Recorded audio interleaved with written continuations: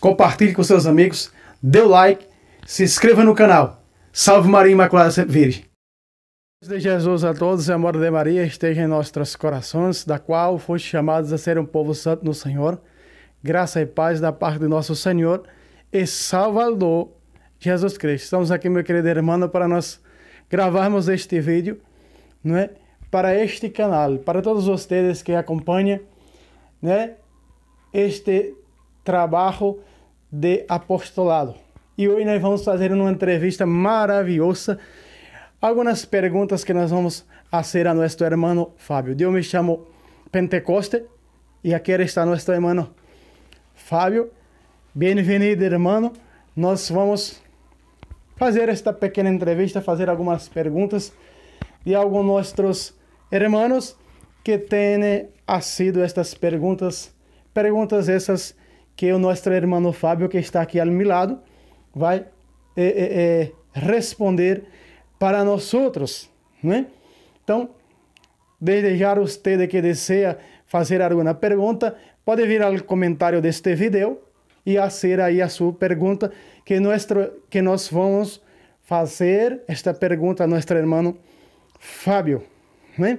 Muito bem, nós vamos começar, né? Nós vamos fazer algumas perguntas a nosso irmão a respeito de algumas situações de católicos, de cristianos católicos que estão vivendo, por assim dizer, dentro da igreja. Irmão, muito bem, irmão.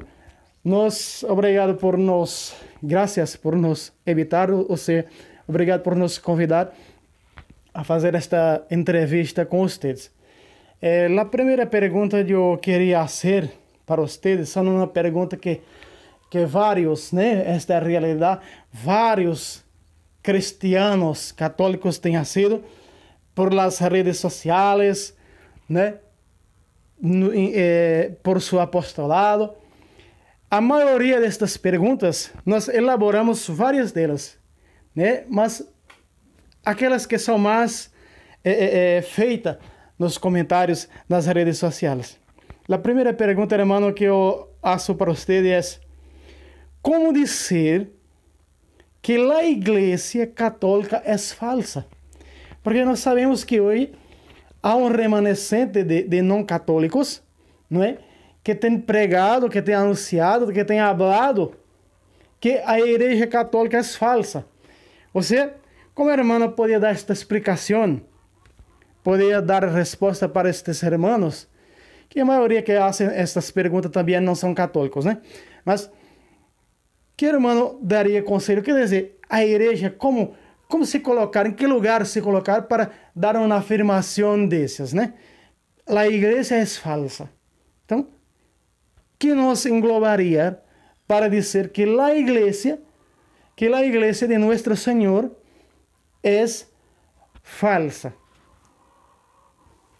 Obrigado, digo eu, por você estar aqui me entrevistando, né? Senhor Pentecoste, é um prazer grande estar lhe recebendo aqui na minha casa, não é? Você veio hoje aqui para fazer, né, fazer as perguntas e também para que eu possa dar um conselho também para algumas pessoas, pelo menos nas duas finais dessas 5, né, sendo que 3 é resposta. Olha, o que eu dizer, como dizer, não é, que a igreja fundada por Cristo é falsa, é completamente desconhecer as Sagradas Escrituras, né? Dizer que a igreja é falsa é realmente dizer isso aqui, ó. Vamos pegar aqui na Sagrada Escritura, né? Desde já agradecendo todo o meu coração a você por estar aqui mais uma vez, né? Você que veio aqui entrevistar para o meu testemunho, a terceira parte do meu testemunho de ex-apóstolos, como eu, protestante, como eu articulava toda a doutrina, né? E agora você aqui, agradeço de coração mais uma vez para essas perguntas.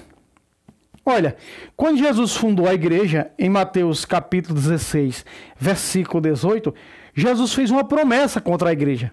Perdão, contra aqueles que atacariam a igreja. Não é? Ele fez essa promessa contra aqueles que atacariam a igreja. Isso é uma realidade. Então, que promessa foi essa? Ele disse: ó, tu és Pedro, eu te declaro, tu és Pedro, sobre esta pedra edificarei a minha igreja. E aí, ponto e vírgula. E o que vem depois na fundação dessa igreja sobre a Kefas, Pedro? Né? João 1:42. Trocou o nome de Simão por Kefas. Simão significa molengo, fraco, para Kefas, que significa rocha, pedra. Então, quer dizer, Jesus está fazendo uma promessa depois daqui da fundação da sua igreja. E que promessa é essa? Veja, as portas do inferno não prevalecerão contra ela. Outra tradução diz, as portas do inferno não podem destruir a minha igreja. Então, no momento em que eu rejeito o corpo de Cristo, essa é a realidade. No momento em que eu rejeito o corpo de Cristo, e eu digo que a igreja de Jesus se acabou, ou que a igreja de Jesus se prostituiu, como o protestantismo usa esse termo para, né, colocar suas seitas, para dizer que suas seitas são as seitas, as igrejas verdadeiras. Então, para dizer isso, eles têm que o quê? Tem que matar a igreja de Cristo. Tem que dizer, a igreja se acabou com a morte dos apóstolos.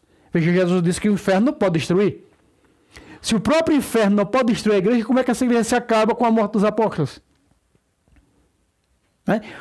Outros protestantes, outros sectarianos, chegam a afirmar, dizendo que a igreja se prostituiu no tempo do imperador Constantino, que no ano 314, o imperador Constantino destruiu a doutrina da igreja e colocou a doutrina dele dentro da igreja católica.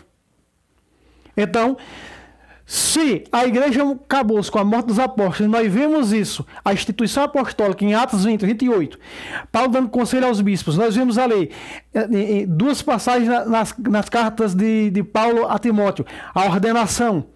Eles vão ordenando os bispos, não é? Paulo chega a dizer, depois da minha partida, em Atos 20, versículo 29, se introduzirão lobos, então para o bispo pastorear, porque o Espírito Santo constituiu os bispos, ou seja, a instituição apostólica, a constituição apostólica, ou seja, a sucessão apostólica. Então, como que essa igreja morreu? Não é? Como que essa igreja morreu quando os apóstolos, ou seja, essa igreja acabou quando os apóstolos morreram. Então, isso é mentira, isso é falcatrua. Não é? Ao dizer que a igreja com 314 anos se prostituiu porque Constantino obrigou a ela, não é, tirar a sua doutrina verdadeira e a viver a doutrina pagã romana, também é heresia. Também afirmar isso é dizer que Jesus mentiu. Não é? A doutrina da igreja, ela é intacta, ela é perfeita. Quando nós vemos sobre a Eucaristia, nós vemos sobre a Eucaristia, 12 a 20 anos mais tarde, Paulo pregar na primeira carta aos Coríntios, capítulo 11. Ele começa, aliás, no capítulo 8 da primeira carta aos Coríntios, vai até o capítulo 11. Não é? Todo o capítulo 11 mostrando o quê? Mostrando a doutrina do dogma eucarístico, o batismo, os outros sacramentos vivos na Bíblia. A doutrina do purgatório que está na Bíblia, não tem o termo purgatório, mas tem a doutrina do purgatório que está na Sagrada Escritura. Não é? Então tudo o que fizeram, não só aquilo que está narrado na Sagrada Escritura, mas também narrado no contexto histórico, na tradição, assegura perfeitamente. Amados, você que está me vendo agora, senhor Pentecostes, não tem como alguém mudar a doutrina da igreja.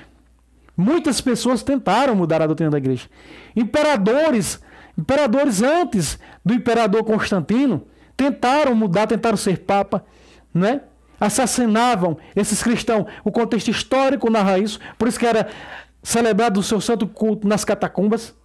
Por quê, São Pentecostes? Porque exatamente perseguiam esses cristãos, porque esses cristãos diziam que comia a carne e o sangue de um homem. Veja, o contexto histórico comprova isso. Que nós chamamos de tradição apostólica, guardar as tradições que nós recebemos, segunda carta aos Gálatas, capítulo 2, verso 15, no capítulo 3, verso 6. Então ali está a tradição, o contexto histórico apostólico. Então quer dizer, nós temos, quando nós olhamos para o contexto histórico, Santo Inácio dizer onde está a Igreja Católica, está Jesus Cristo, onde está Jesus Cristo, está a Eucaristia, sua carne e seu sangue. Veja que o contexto histórico sempre comprova isso. Não é? Nos escritos de São Policarpo, um bispo da igreja de Esmirna, ordenado por São João. Então nós vemos isso no contexto histórico, no escrito, que nós vemos que essa igreja continua até hoje ensinando essa doutrina. Como pode alguém, um imperador, que a sua mãe era cristã, ele se dizia imperador, se dizia cristão, mas não foi um bom cristão, não. Não foi um bom católico, porque ele não mudou, amados. O que foi que Constantino fez? No chamado Edito de Milão, tirou a igreja das catacumbas. Né? Por ele tirar a igreja das catacumbas, cessando a perseguição dos impérios pagãos romanos contra a igreja do nosso Senhor Jesus Cristo, aí eles interpretam que foi ele que colocou a doutrina pagã dentro da doutrina da igreja fundada por Cristo. Veja se isso tem cabimento, veja se isso tem lógica. Não tem lógica nenhuma. A coisa errada que Constantino fez foi, se aqueles feiticeiros, os bruxos pagãos, não se convertessem à igreja católica, da qual sua mãe era, Santa Helena, e é santa, reconhecida pela igreja. Então, sobretudo, o que era que ele fazia? Mandava assassinar. Então, a igreja, nessa época, criou uns tribunais para dizer às pessoas, porque não tinha como escapar das garras de Constantino, o que foi que a igreja fez? Olha, se converta. Se converta, porque ou você se converte, ou o imperador vai assassinar você. O imperador vai mandar assassinar vocês. Então, sobretudo, bruxos, feiticeiros que não se convertiam, o que era que o imperador fazia? Mandava matar. Porque não aderia. Então, essa prática que a igreja não aprova, nem o Papa aprovou. Para você ter uma ideia, no tempo de Constantino, era o Papa de número 32 da igreja, chamado São Melquiades, um africano. Era o Papa São Melquiades, o Papa de número 32. Aí aconteceu o chamado Edito de Milão, quando ele tira aqueles que comem a carne do sangue de um homem, que era perseguido por canibais,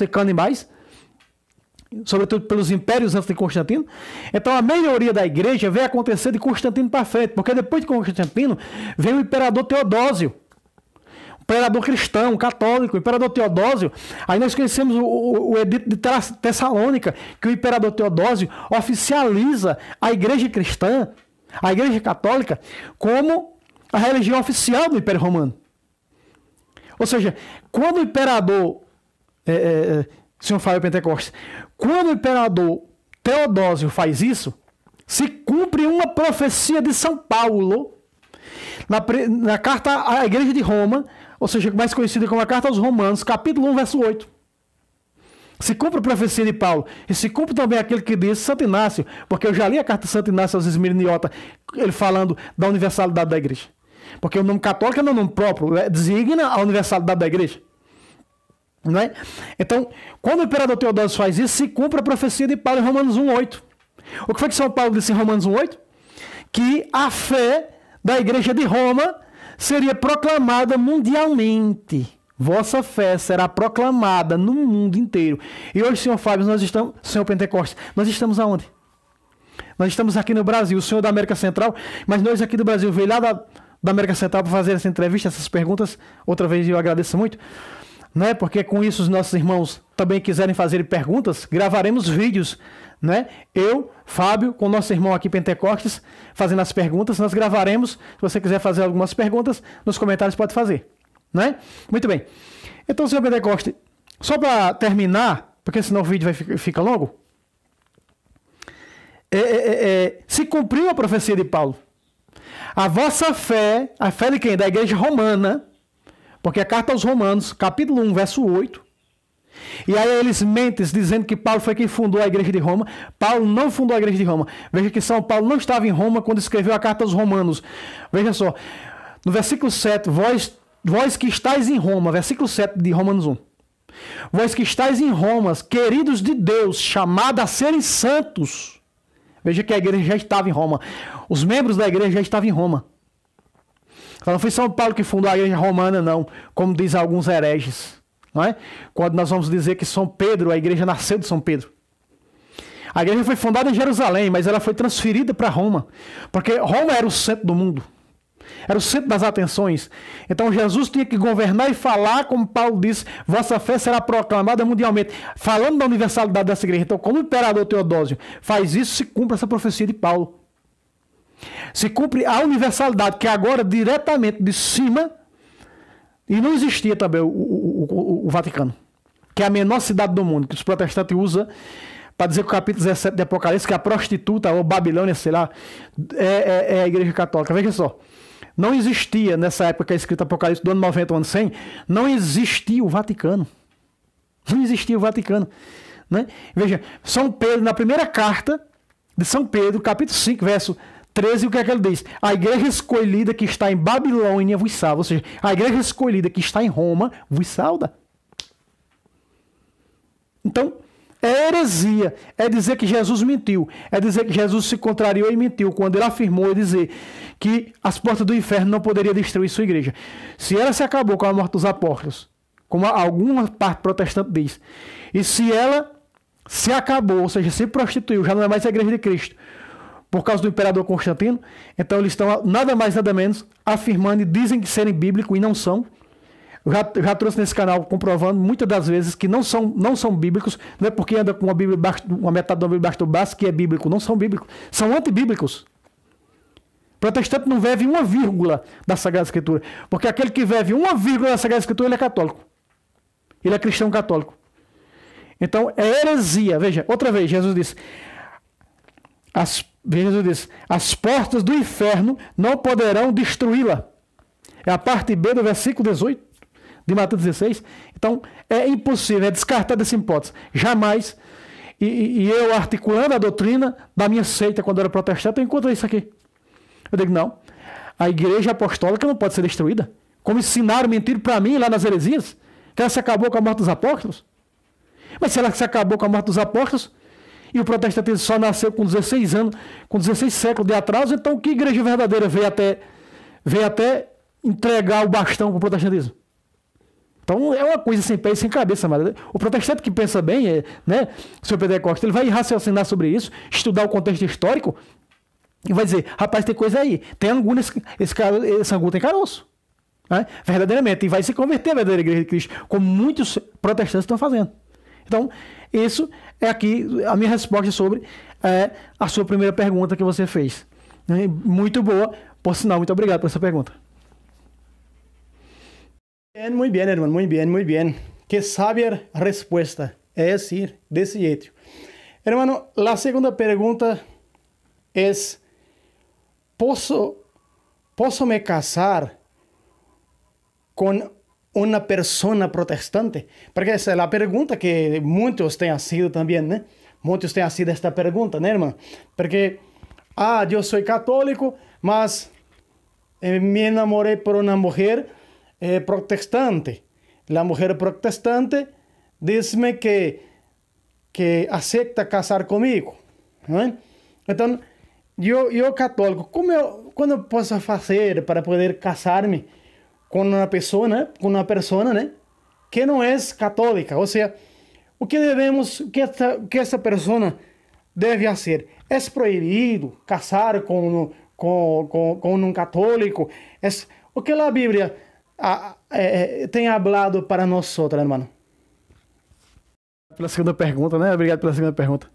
É um prazer estar recebendo aqui para mais uma pergunta. Obrigado por essa pergunta. Uma pergunta, senhor Pentecoste, muito interessante também. É verdade. Pergunta muito interessante também. E que muitos católicos têm dúvida a respeito disso. E até por conhecer pessoas chegadas ainda, parentes, por longe, mas parentes, que se casaram com protestantes. Olha, poder casar com protestante tem as condições, não é? Tem as condições. Por exemplo, precisa de uma jurisdição do bispo. E tem que ser na igreja católica. Mas o que a Bíblia fala a respeito disso, seria isso aqui, ó. São Paulo fala realmente em 1 Coríntios 7, versículo 12. Olha em diante o que ele diz, ó. Aos outros digo eu, não o Senhor. Ou seja, uma opinião do apóstolo, uma opinião da igreja, que não é do Senhor. Do Senhor que o casamento é indissolúvel. Mas aqui casa um católico, ou seja, um cristão com um não cristão, um católico, ou seja, um cristão com um protestante. Se esse casamento não vier dar certo, veja o que diz, a própria Sagrada Escritura vai responder, olha só. Se um cristão casou com uma mulher pagã, ou seja, sem a fé, a mesma fé que a fé católica, não é? E essa consiste em morar com ele, não a repudie. Se a mulher desposou do mesmo jeito, vamos pular do mesmo jeito, falar a mulher para com o homem, vai ser 14. O versículo 13, parte B. Porque o marido que não tem a fé é santificado por sua mulher, assim como a mulher que não tem fé é santificada pelo marido, que recebeu a fé. Do contrário, os vossos filhos seriam impuros quando na realidade são santos. Veja, aqui está o problema. Veja, aqui está o problema. Porque aqui a parte católica que casou com a protestante, e tem que ser na igreja católica, essa parte, esse casamento na igreja católica, como criar os filhos? Veja, os filhos poderiam sair impuros. O que é esse impuro que São Paulo fala aqui? Esse impuro que São Paulo fala aqui seria o seguinte: vamos ter 4 filhos. Vamos dar esse exemplo: 4 filhos. Eu sou católico, é uma comparação. Minha esposa é protestante, somos casados na igreja católica. Muito bem. Então, vamos criar os nossos filhos. E aí, vamos educar esse filho. Ela é uma protestante ferrenha, eu sou um católico de origem, cristão original. Não largo minha fé por nada, dou o que doer, dou o pescoço por ela. Quando os nossos filhos nascerem, vai haver contendas e brigas. Por quê? Porque eu vou querer que o meu filho seja um cristão católico. Ela vai querer que o filho dela seja um protestante, né? Seja um dos filhos de Lutero. Então vai haver essa contenda. Então o que é que São Paulo diz o seguinte na parte final? Olha só. Mas se o pagão quer separar-se, que se separe. Em tal caso, nem o irmão e nem a irmã estão casados. Deus vos chamou a viver em paz. Aliás, como tu sabes, ó mulher, que salvarás teu marido? Aqui está essa questão. Aqui São Paulo abre asas ao tribunal eclesiástico da igreja. Não é? E essa questão dessa pergunta que você fez é uma pergunta muito boa. Posso me casar com um protestante? É complicado. Porque a questão dos filhos. Quando nós vamos batizar os nossos filhos, o que é que o padre, Jesus na pessoa do padre, pergunta? Prometem educar vossos filhos na fé católica da igreja de nosso Senhor Jesus Cristo. Os padrinhos e os pais dizem o quê? Sim. Então as condições de eu me casar com uma protestante na igreja católica de Cristo, eu não posso casar lá no protestantismo, porque aí não é casamento. O casamento no civil só acontece entre 2 protestantes que nunca foram católicos. Fique bem claro isso. Então, esse casamento valeu lá para eles. Para a igreja de Cristo, não. Para eles. Né? Agora, ex-católicos que casam lá no civil, não está casado, não. Está em fornicação. Não está casado. Então, veja. Então, o conselho que eu dou, não é bom um católico casar com um protestante. Porque na questão da criação dos filhos vai haver problemas. Os filhos vão criar impuros. Ou seja, aquilo que Jesus disse: 5 numa casa, 3 contra 2, 2 contra 3. Aí vai os católicos, porque nós sabemos que católico e protestante nunca se dão. Não se dá os filhos da Virgem Maria com os filhos da serpente, nunca vai se dar inimizade. Isso é bíblico, Gênesis 3,14. Colocar inimizade entre os filhos dela e entre os teus filhos. Ou seja, os filhos da Virgem Maria e os filhos da serpente. Essa é a realidade. Então não tem comunhão aí. Então, por não haver comunhão aí, o que é que acontece? Os filhos vão ser impuros.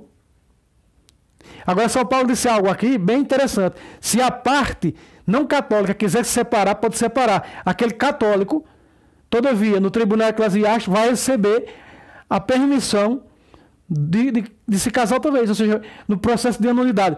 O tribunal eclesiástico vai dizer: olha, você vai chegar lá com provas, vai dizer... Vai participar das reuniões do tribunal eclesiástico, dá entrada e dizer: olha, a parte, eu casei com uma protestante, não é? A protestante, naquilo que foi jurado, quando o padre da pessoa de Jesus assistiu o nosso casamento, né? Prometendo, não é, educar, criar nossos filhos na fé católica. E agora ela não está cumprindo. Então ela quer levar meu filho e doutrinar numa fé que não é da igreja fundada por Cristo, ou seja, na fé protestante. Então ela pegou o meu filho e saiu de casa. Então o que é que eu faço? Eu tenho testemunhas disso, eu tenho testemunha, 1, 2, 3 testemunhas a respeito disso, sim. Então eu dou a entrada no tribunal eclesiástico e o tribunal eclesiástico vai averiguar e com certeza vai dar o veredito, dizer que o meu matrimônio não valeu. Porque eu casei com uma pessoa que não condiz com a minha fé. Veja o que São Paulo diz, ó. Veja só. Olha só. desposou uma mulher pagã sem a fé. O que é o pagão? O que não traz a fé da igreja fundada por Cristo, a fé católica. Entende? Então o tribunal eclesiástico vai averiguar e com certeza vai dar o veredito que esse casamento não foi válido. Do mesmo jeito, se a pessoa casa com outra pessoa, por exemplo, um rapaz namorava com uma moça, engravidou ela, então foi obrigado pelos pais a casar com a moça para sustentar o filho. Isso não é casamento. Dá entrada no tribunal eclesiástico, o tribunal eclesiástico vai averiguar e vai constatar que esse matrimônio não foi válido. O que é que vai acontecer? Ele está solteiro, é a mesma coisa. Entende? Porque a promessa é educar os filhos na fé da igreja fundada por Cristo, que é a igreja católica. Então o conselho que eu daria, não se casa.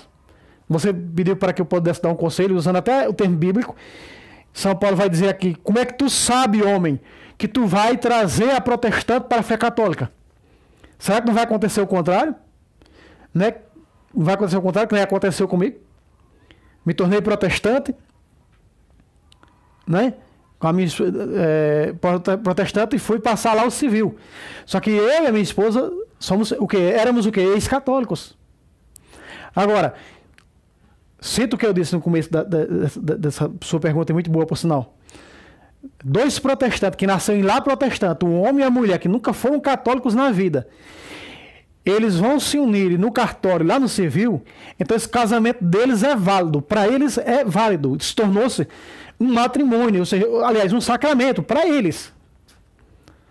Agora, se um dia eles se converterem, os dois, esse casal, que nunca foram católicos, a Igreja de Jesus Cristo, porque eu sou prova disso, tem visto muitos que nunca foram católicos,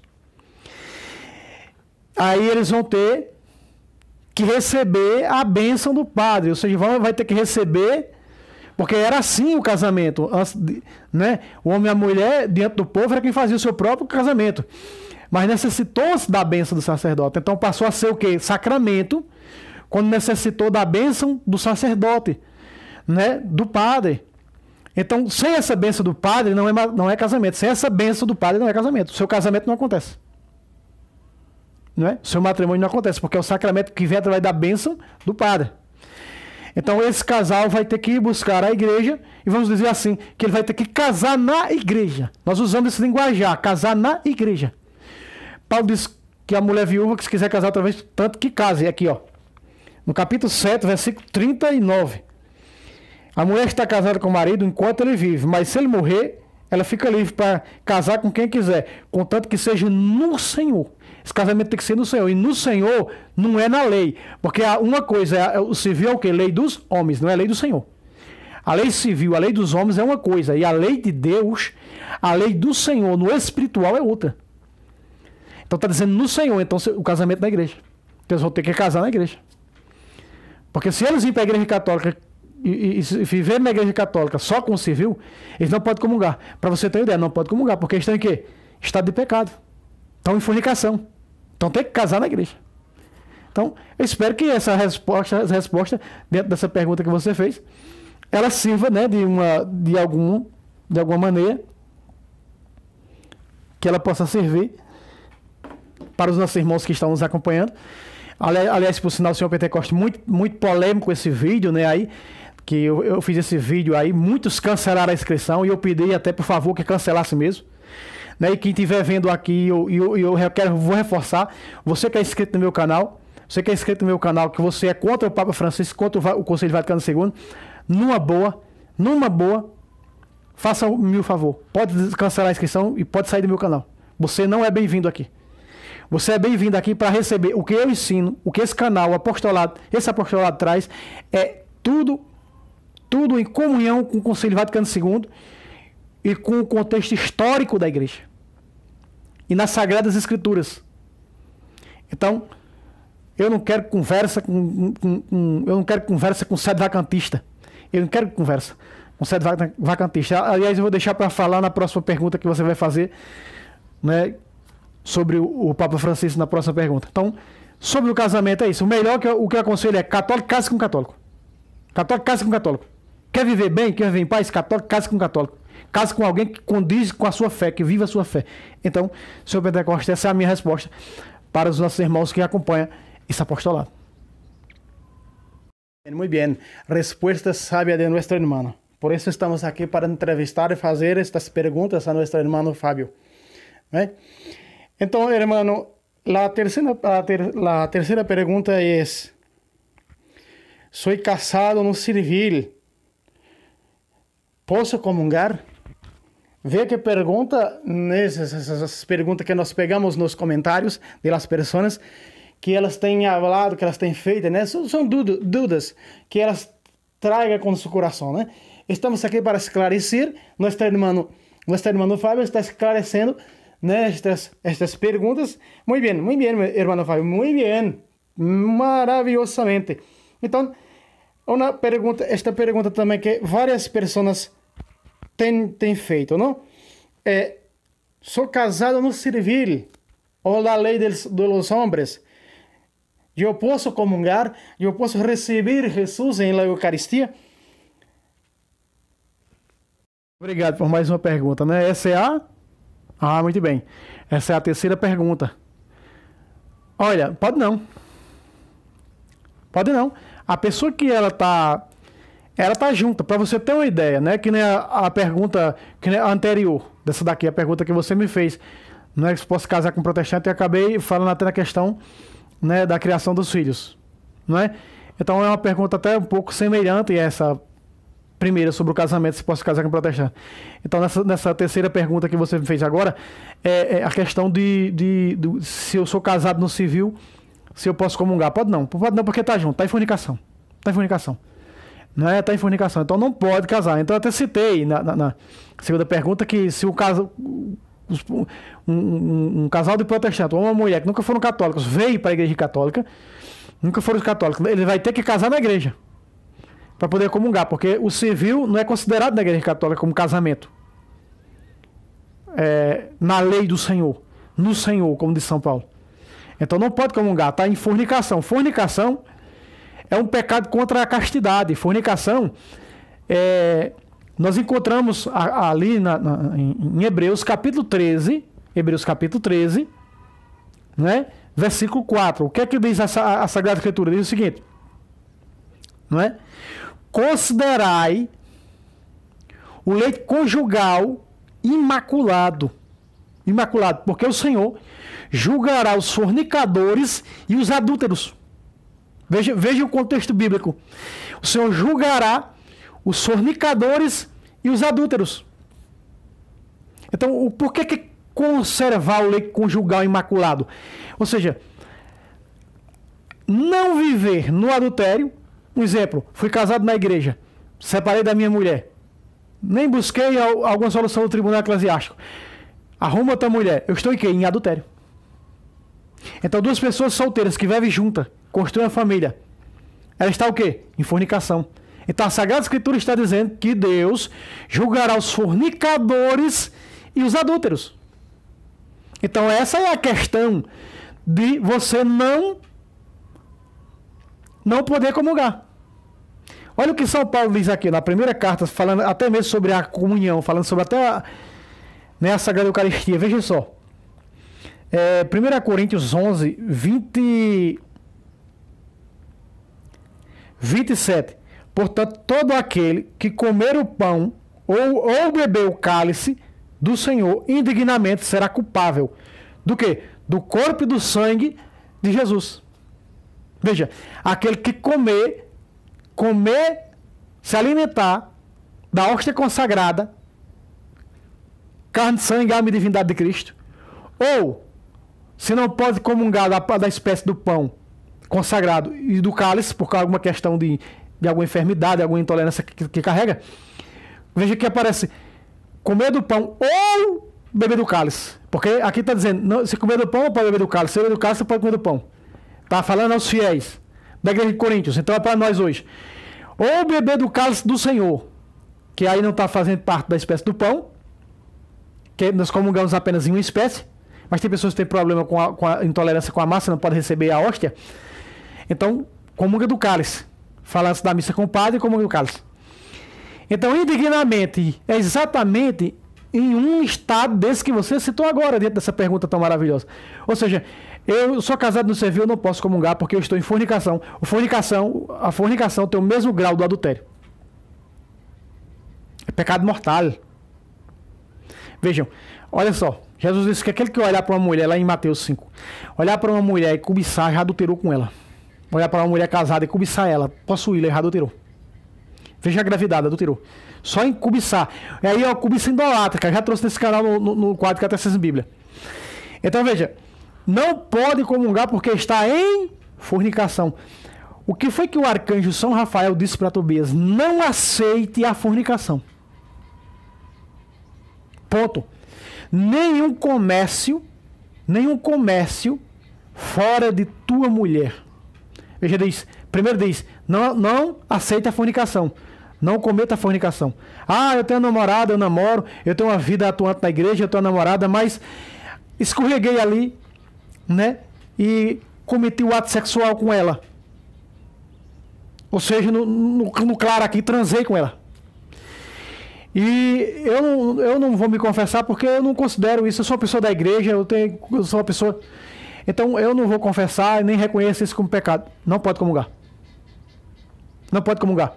Jesus disse em Mateus 5 que se até para dar uma oferta no altar, tu te lembrares que teu irmão tem alguma coisa contra ti, deixa lá a tua oferta e vai primeiro te reconciliar com teu irmão, aí tu poderás vir ofertar. Dirá está em fornicação.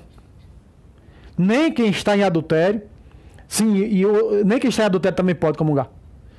É o mesmo peso da fornicação. Masturbação é a mesma coisa. Ah, cometi masturbação, vou comungar. Pecado mortal. Pecado mortal. Mortale. Não se pode recibir Jesus en la Eucaristía. Está en peligro. Não pode. Não pode receber Jesus na Eucaristia. Você está impedido de receber.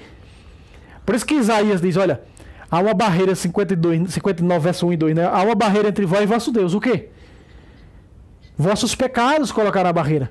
Então você está com uma barreira entre você e Jesus Eucarístico. O quê? A fornicação. Você só é casado no civil. Você tem que casar na igreja. Arrepender-se, confessar das fornicações. Casar na igreja. Na igreja. Para poder, aí sim, você receber. Como Paulo diz aqui ó, no versículo 28. Que cada um examine-se a si mesmo. E assim coma deste pão ou beba do cálice. Agora, se você vai em fornicação com a sua teimosia, com o seu adultério, com sua teimosia no adultério, olha o que São Paulo diz, o que vai acontecer com você. Versículo 29. E comigo se eu fizer isso. Aquele que o come e o bebe, sem considerar o corpo do Senhor, come e bebe sua própria condenação. Pácata, Senhor Pentecoste. É pácata. Não pode, de maneira alguma. De maneira alguma. Comungar. Ah, mas eu me arrependi. Só uma questão aqui, né? É que as pessoas... Tem muitas pessoas que foram casadas na igreja que se separou, Senhor Pentecoste, e elas não comungam. Porque eu acho que se separou não pode comungar. Olha, deixa eu dar um conselho para você. Deixa eu tirar aqui uma dúvida. São muitas as perguntas que me fazem na missão, Senhor Pentecoste. Eu vale salientar, trazer aqui, né? Dentro dessa pergunta, encaixa bem dentro dessa pergunta que você me fez. Pessoas que foram casadas na igreja se separaram, mas essas pessoas não contraíram a segunda núpcia, não arrumaram. Mulheres, eu conheço várias. Elas não comungam porque eu já até aconselhei elas, mas não aceitam o conselho. Sabe porque esse povo mais antigo de cabeça dura, né? Principalmente nordestino, né? Eu não posso comungar porque eu separei do meu marido. Se você foi casado na igreja, ou você casado na igreja, e se separou e não contraiu uma segunda núpcia, você mulher não arrumou um segundo esposo, você homem não arrumou uma segunda esposa, você vive o celibato, você vive a castidade, você pode se confessar e comungar se você não tem uma segunda pessoa. Você não só pode, você deve se confessar, buscar a confissão para confessar e passar a comungar. Entende, Pentecoste? Né? Então tem muitas pessoas vivendo como eu gostaria tanto, pessoas que fazem adoração santíssima. Eu gostaria tanto de receber, mas eu não posso porque meu casamento acabou. Peraí, o teu casamento acabou, mas tu tá ainda naquele casamento porque tu não assumiste uma segunda núpcias. Tu vai confessar, né, os teus pecados. Tu não cometeu adultério por se separar do teu marido. Tu cometeu adultério se separar do teu marido e arrumar uma segunda pessoa. Aí tu tá em adultério. Agora, se tu apenas se separou do teu marido e não arrumou ninguém, tu não estás em adultério. Custa entender isso? Busque um padre para se confessar e passe a receber Jesus na Eucaristia. No entanto, continue assim. Não arrume a segunda pessoa. Porque no momento em que você passar a arrumou uma segunda pessoa, aí sim você está em adultério, aí sim você não pode comungar mais. Porque você está em adultério. Ah, irmão, eu estou em adultério, mas vou largar, acabou, eu posso comungar. Você saiu do adultério? Você saiu do adultério, então se arrependeu, busque um padre para confessar e passe a comungar. E viva a castidade, não passe mais a arrumar ninguém. Entendeu como é que é, Pentecostes? Eu espero que eu tenha sido cirúrgico, né? Nessa pergunta, aí nessa terceira pergunta que você me fez, né? Então, essa é a resposta que eu dou para as pessoas casadas no civil. Não pode comungar se tiver apenas o civil. Muy bien, hermano, muy bien. Muy bien. Até agora fizemos 3 perguntas a nosso irmão Fábio e vamos continuar fazendo mais 2 perguntas para nosso irmão. Hermano, uma pergunta, as 2 perguntas, talvez não sejam nem perguntas essas 2 últimas que vou fazer para você.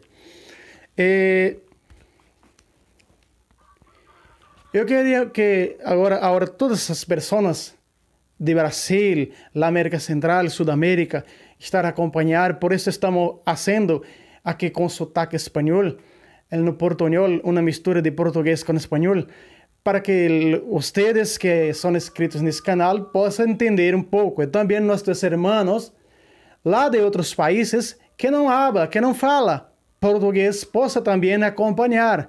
Nossos irmãos que não falam português também possam vir estas perguntas, estas respostas de nosso irmão Fábio. Muito bem, muito bem. Hermano, me gostaria que o que você, neste momento, diria, né, com um conselho a todos os protestantes, um conselho para todos os protestantes, que você diria para todos os protestantes neste momento, você como ex-protestante. Um conselho para o protestantismo. Olha, o conselho para o protestantismo que eu dou, eu já trouxe nesse canal vários vídeos, né? Um conselho de um ex-protestante para os protestantes. Rapaz, o conselho que eu dou para os protestantes é esse daqui. Eu não vou dar, não são palavras de Fábio. É palavra de Jesus. O conselho que eu dou para o protestantismo é não acreditar na doutrina dos judeus aqui em João 6, que diz no versículo 52, veja, eles renunciaram, não aceitaram a doutrina da Eucaristia, da carne do sangue de Cristo. Por isso que o protestantismo acredita em simbologia, em representação, mas aceitar verdadeiramente a carne e o sangue de Cristo. Mas para poder alimentar-se dessa carne e do sangue de Cristo, tem que fazer como eu e a minha esposa. Vim para o seio da verdadeira igreja fundada por ele. Porque fora da igreja de Jesus Cristo, mesmo que diga, não, aqui é carne, aqui é sangue, não é carne nem sangue, porque não acontece o milagre da transubstanciação, a mudança da substância não acontece, sabe por quê? Porque não tem sucessão apostólica, não veio da constituição apostólica, da ordenação apostólica. Não tem o sacramento da ordem apostólica, então esse milagre não vai acontecer lá. Ou seja, no anglicanismo, no Igreja Católica Apostólica Ortodoxa, Igreja Católica Apostólica Brasileira. Então essa hóstia, ela não se transforma no corpo, na carne do sangue de Cristo. Então o conselho que eu dou para o protestantismo é não fazer como os judeus fizeram. Veja, no versículo 52, eu vou ler 3 versículos, olha só. Estas palavras dos judeus começaram a discutir, dizendo, como pode este homem nos dar de comer sua carne? Não fazer como os judeus, porque vários protestantes já disseram para mim que os judeus estavam certos. Mas Jesus não concordou em nenhum canto aqui com os judeus. Tanto que ele refutou os judeus no versículo 53. Em verdade vos digo que se não comerdes a carne do Filho do Homem, não beberdes seu sangue, não tereis a vida em vós mesmos. Jesus disse, eu sou o caminho, a verdade e a vida. Então a vida de Jesus dentro de nós, está dentro de nós para cumprir isso que Paulo disse, no seu mais que vive é Cristo que vive em mim, só se dá através da Eucaristia. Se você é uma pessoa eucaristizada. Se você é uma pessoa que se alimenta da carne do sangue de Jesus na Sagrada Eucaristia. Entende? Então veja, no versículo 60 diz, ó, muitos dos seus discípulos, ouvindo, disseram, isto é muito duro. Quem pode aceitar isso? Então, se foi difícil para aquele povo, e veja, aqui era uma multidão, porque aqui segue a multiplicação dos pães. Aqui segue a multiplicação dos pães, que está a partir do versículo 1 do capítulo 6. Então, Jesus anda sobre as águas e depois vem essa discussão na sinagoga de Cafarnaum, essa pregação de Jesus doutrinária, sobre o pão da vida, sobre a sua carne e seu sangue. Então quer dizer, sabe quantas pessoas tem aqui? Mais de 5.000 homens, sem contar mulheres e crianças. Veja só, e o que a Bíblia diz, versículo, muitos dos seus discípulos ouvindo disseram, isto é muito duro, e foram embora. Olha o versículo 66, presta atenção. Desde então muitos dos seus discípulos se retiraram e já não andavam mais com ele. Você está entendendo? Que se eu digo eu sou discípulo de Jesus, mas eu não me alimento da carne do sangue de Jesus, que só é dado na única igreja dele, que ele ordenou, este é o meu corpo, que será entregue por vós, Lucas 22, 19. Então está ordenando que a igreja entregue.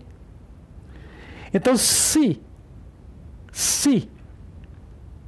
eles forem embora, então que os protestantes olhem para si mesmos e vejam, e se coloquem que eles são aqueles que não aceitam a Eucaristia. O que é Eucaristia? Ação de graças. Tomando o pão da ação de graças, partiu e entregou os discípulos, dizendo, tomai e comei, este é o meu corpo. Eucaristia significa ação de graça. Ah, irmão, hóstia está onde na Bíblia? Em nenhum lugar. Mas se você pegar no grego hóstia, significa o quê? Traduzido em português. Vítima. Jesus foi a vítima de expiação por os meus e pelos teus pecados. Então Jesus foi a hóstia de expiação pelos meus e pelos teus pecados. Essa é a realidade. Então o conselho que eu dou é isso. Ó. Jesus disse, quem come da minha carne, 54, né? Quem come da minha carne e bebe do meu sangue tem a vida eterna, vou ressuscitar no último dia. Então o conselho que eu dou para os protestantes é, quer ter vida eterna, se converta à verdadeira igreja de Cristo. Porque nenhuma outra igreja, fora a igreja católica apostólica romana, né? E as igrejas dos outros ritos, onde tem associação apostólica, então não adianta. Não vai ter vida eterna, porque só vai ter vida eterna através da carne e do sangue de Jesus. Isso é promessa dele. E nem eu e nem ninguém na face da terra pode anular essa doutrina. Porque é a centralidade da fé. É o dom maior, é vida eterna. Então eu espero que isso é o que eu tenho a dizer aí aos nossos irmãos separados, né? E conversão. Se converter à verdadeira igreja de Cristo, passar a receber ele na Eucaristia, como eu e a minha esposa passamos. Se convertemos à verdade, quando eu articulava, quando eu via que eu não tinha sucessão apostólica para transformar o pão na carne de Cristo, foi aí que veio minha conversão. Verdadeiramente é a igreja de Cristo. Não é? E diante de outros versículos que foram confirmando de uma única igreja, que Jesus fundou a igreja. Eu não só vi isso em Mateus 16, 18, mas no capítulo 8 de Hebreus, no capítulo 9 de Hebreus, em Atos dos Apóstolos, né? Essa unicidade de uma única igreja, que fora dela não tem salvação, capítulo 2, versículo 47. Não tem salvação, porque o Senhor juntava cada vez mais pessoas a essa igreja que estavam a caminho da salvação. Então, se eles estavam a caminho da salvação, tem que estar nessa igreja, né? Que tem a carne e o sangue de Cristo, que dá a carne e o sangue de Cristo para nós. Porque fora dessa igreja que nos dá a carne e o sangue de Cristo não tem salvação. Como se salvar? Como encontrar a carne e o sangue de Cristo fora dela? Impossível. Então, esse é o meu conselho que eu dou para deixar. Muito bem, irmão, muito bem, muito bem. Resposta sábia de nosso irmão Fábio, né? Irmão, nós já gravamos, não é, seu testemunho de ex-apóstolo protestante, né, quando você articulava a doutrina, que fez sua conversão, a verdadeira igreja de nosso Senhor Jesus. Irmão, como você deu agora, e muito bem, esse conselho a todos os protestantes, eu queria que você hablasse, porque nós estamos vendo o sucesso de Pedro, né? Nosso Papa Francisco Francisco sendo, vamos dizer assim, bombardeado, né? As pessoas atiram muitas pedras sobre nosso Papa, sobre o sucessor de Pedro. Eu queria que você hablasse um pouquinho para nós encerrarmos, não é? Estas perguntas. Eu articulei, eu criei essas duas últimas, não pergunta, mas um conselho para essas pessoas que estamos vendo que as pessoas estão usando da má fé, de sua má fé, isto é má fé, isso é uma realidade, para perseguir o sucessor de São Pedro, que você tinha a dizer sobre nosso Papa Francisco. Papa Francisco, pastor visível de Cristo, sucessor de Pedro. Se fosse para definir em uma palavra, mas eu quero falar algo aqui interessante para o Papa Francisco. Olha, o Papa Francisco, ele tem o poder das chaves e o Papa, ele tem a autoridade infalível dada por Cristo de usar e exercer o poder das chaves. Né? Mateus, capítulo, quando Jesus fundou a sua igreja, ele dá essa autoridade, né, a São Pedro. E veja que aparece no plural, as chaves. Não aparece no singular a chave. Então não significa, como alguns protestantes dizem, né? A chave só era uma, era para Pedro. Veja, era para Pedro. De lá para cá não tem mais essas chaves. Então, os seus sucessores, se é que existe, os protestantes dizem, não podem exercer esse poder das chaves. Errados. Completamente errados. Porque ali aparece chaves. Te darei as chaves do reino dos céus. Então o Papa, ele tem a chave do reino dos céus. O Papa tem a chave do reino de Deus. O que significa isso? Ele tem poder de ligar e desligar. Então, ele usando o poder das chaves, ele é infalível. Ele não erra. Ele é infalível. Ele não erra usando o poder das chaves. Ele não erra. Então, essa perseguição que estão fazendo ao Papa, não é? É injusta. Mas vale salientar aqui, senhor Pentecoste, uma coisa. A Virgem Maria, em uma das suas aparições, que eu não me recordo agora, mas eu acompanhei aí o Ale Oliveira, que fala muito sobre as revelações de Nossa Senhora. E ele disse que, vendo alguns vídeos dele, né? Que a Virgem Maria tinha falado, e veja, é reconhecida, essa aparição que ele citou, é reconhecida pela igreja.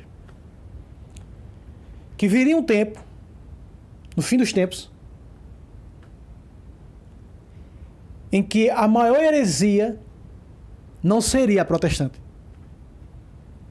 Ou seja, a maior ferida não seria a protestante. Seria, dentro da igreja católica, nascer outra igreja. Dentro. Veja que o protestantismo está fora. Mas dentro da igreja nasceu outra igreja. De que maneira? De que maneira nasceria? Segue a revelação de Nossa Senhora. Que essas pessoas se voltariam, veja, palavras usadas pela Virgem Maria. Essas pessoas passariam a perseguir, veja o que a Virgem Maria disse, passariam a perseguir o Santo Padre, o Papa. Veja o quanto isso é grave. Que essas pessoas passariam a perseguir o Santo Padre, o Papa. E o que é que nós estamos vendo? O que é que nós estamos vendo? Nunca se viu. Olha, de protestante nós já esperamos tudo, mas nunca se viu católicos vacantistas como tem.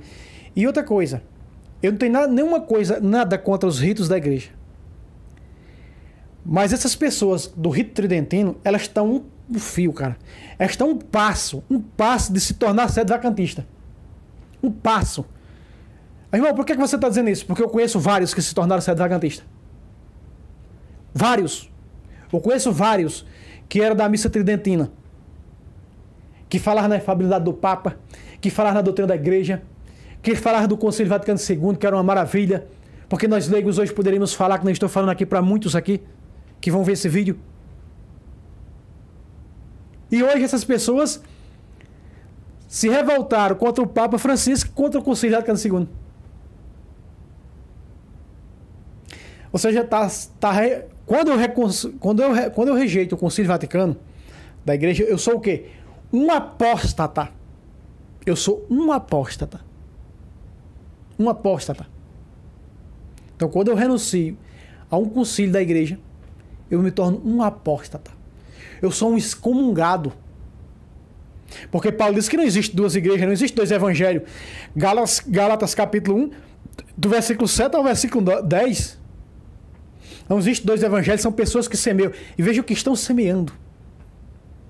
O que é mais doer é pessoas que estavam dentro da igreja, dentro do Concílio Vaticano II, e estão se rebelando. Mas a Virgem Maria disse uma coisa, que essas pessoas que iam perseguir o Papa, era uma nova igreja de Satanás nascendo dentro da igreja católica. Que o diabo já tinha se cansado de atacar ela de fora e atacar por dentro. Corroer ela por dentro. Por isso estão fazendo isso, e a Virgem Maria disse muito bem sobre isso. Na perseguição que fazem o Papa e a doutrina e o concílio da igreja. Então, a Virgem Maria foi clara quanto a isso. A Virgem Maria foi cirúrgica contra isso. E mais uma vez quero reforçar. Você aqui que é inscrito no meu canal contra o Concílio Vaticano II, contra o Papa Francisco, que está apenas exercendo o poder das chaves que lhe foi confiado, faça o favor de boa. Mais uma vez. Pode cancelar a inscrição, pode sair do meu canal. Você não é bem-vindo aqui, não. Você não é bem-vindo aqui, não. Não é bem-vindo.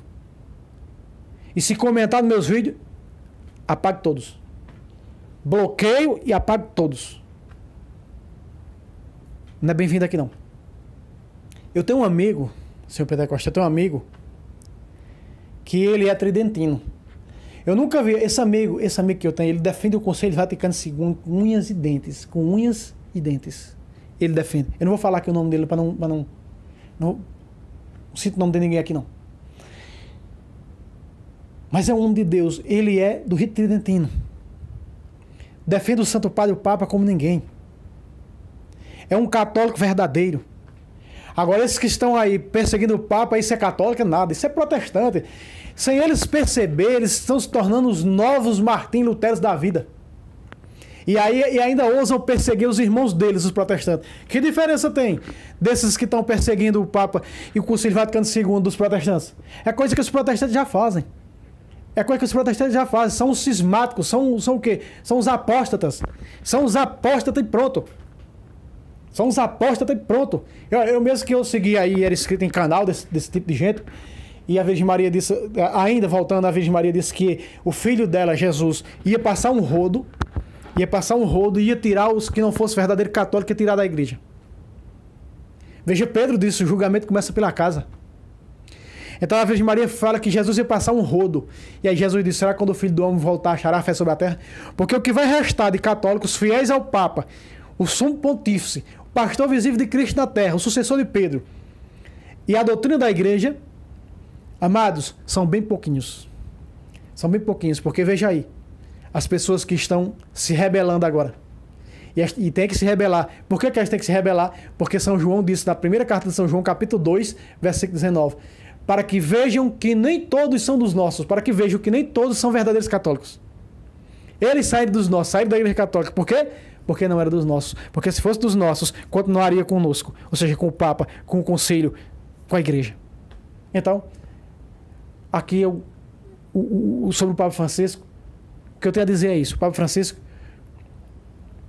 depois do Papa Francisco, o outro que vier, serei fiel ao Papa do jeito. O pastor visível de Cristo, o que ele fizer, eu assino embaixo, exercendo o poder da chave, em ex-cátedra, porque ele é infalível. Agora, esses que estão metendo pedra no Papa, senhor Pentecoste, vou até mais além aqui uma coisinha, já até atrapacei a hora, né? Esses que estão metendo pedra no Papa, eles acham que tem o Espírito Santo para isso. Mas as chaves não foi dada a eles. Não foi dado por Jesus a eles. Eles não são o sucessor de Pedro. Eles acham que tem o Espírito Santo para fazer isso. Tem nada. Isso é o Espírito, sabe de quem? De Lúcifer. Que veio causar divisões. Não haja entre vós divisões. Olha, está lá em Coríntios, não haja entre vós divisões. E que causa divisões é o quê? Quem foi o primeiro a causar divisão no céu? Lúcifer. Ele é o causador das divisões. Então, esses que estão se revoltando, atirando pedra no Papa, no Concílio Vaticano II, na igreja, já que agora a guerra acabou. Aí eles, nada mais, nada menos, estão sendo o quê? Novos protestantes. São protestantes renovados. Esses são protestantes renovados, né? Que estão dizendo, Cristo disse que as portas do inferno não poderiam destruir a sua igreja. Mas com o Concílio Vaticano II, realmente destruiu a igreja. Estão dizendo nada mais, nada menos que Jesus é um mentiroso. Como alegam os protestantes, irmãos deles mais velhos. Existem os protestantes do século XVI, e existem os novos protestantes que estão dentro da igreja. Eles são mais piores que aqueles. São terríveis. Então, Senhor Pentecoste, eu deixar aí que você faça as considerações finais, desde já pensando a você que, não é? Que analise cada voz e dizendo o seguinte: quem usar vídeo meu, áudio meu, sem a minha autorização, para me refutar, seja católico passadista, seja católico vacantista, seja protestante, seja quem for, eu vou chegar junto ao YouTube, porque eu não uso aqui vídeo de ninguém. E quando uso no segundo canal, com a permissão deles. Não uso vídeo de ninguém para denegrir imagem de ninguém. Veja se eu uso vídeo de alguém aqui. Mais de 500 vídeos tem nesse canal. Não uso vídeo de ninguém. Não uso foto de ninguém. Eu uso foto da capa do vídeo. Aí não uso aqui voz de ninguém.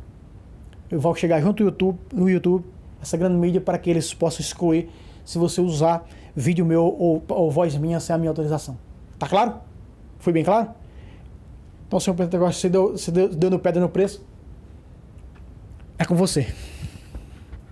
Muito bem, muito bem, muito bem. Nós queremos aí agradecer ao nosso irmão Fábio, né, por estas perguntas e respostas.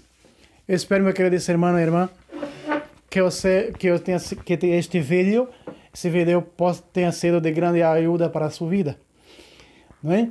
Então, aqui quero reforçar para todos vocês, querem fazer alguma pergunta? Vá nos comentários deste vídeo e deixa lá tu pergunta.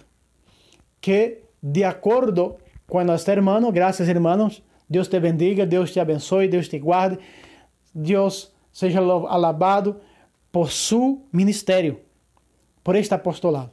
Que ele continue crescendo e chegando aos corações em graça, em sabedoria, né? Deus te bendiga sempre. Então, meu querido irmão e irmã, você pode deixar aí seu comentário, né? Deixar aí seu comentário.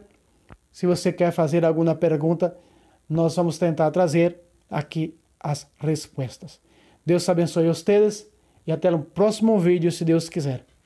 Salve Maria Imaculada, sempre Virgem. Salve Roma.